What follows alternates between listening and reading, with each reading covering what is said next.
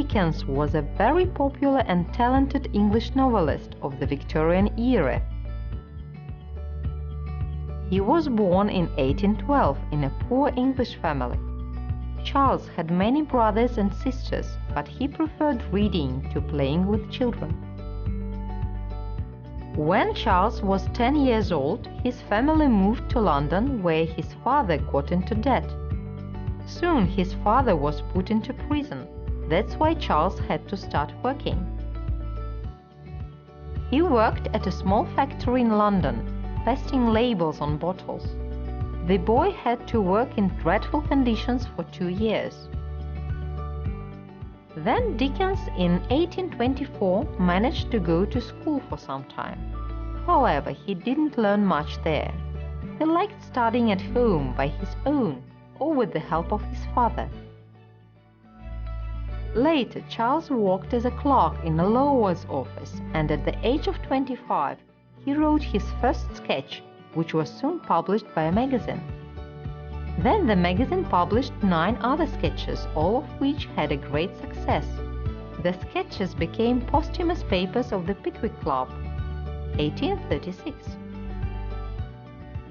Since then, Charles Dickens devoted himself entirely to literature.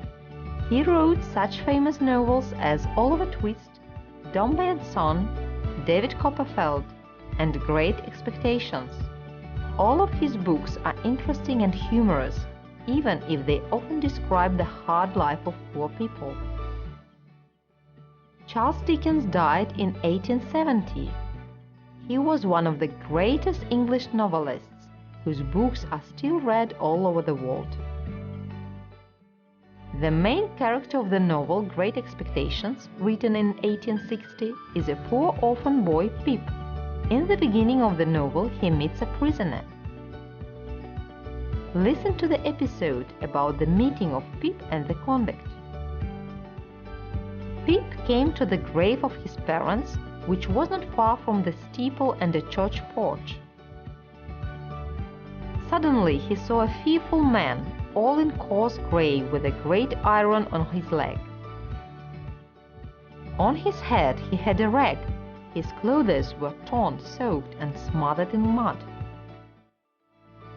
The convict was lame, his legs stung by nettles.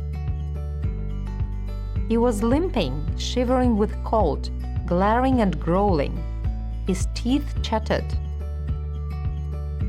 The man seized Pip by the chin. The boy trembled and pleaded not to kill him. He pointed to the village and said he lived there.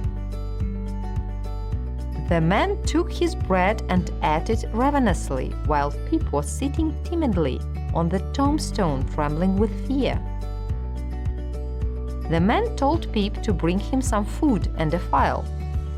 He tilted the boy, speaking in a threatening manner. The poor boy muttered that he would do everything.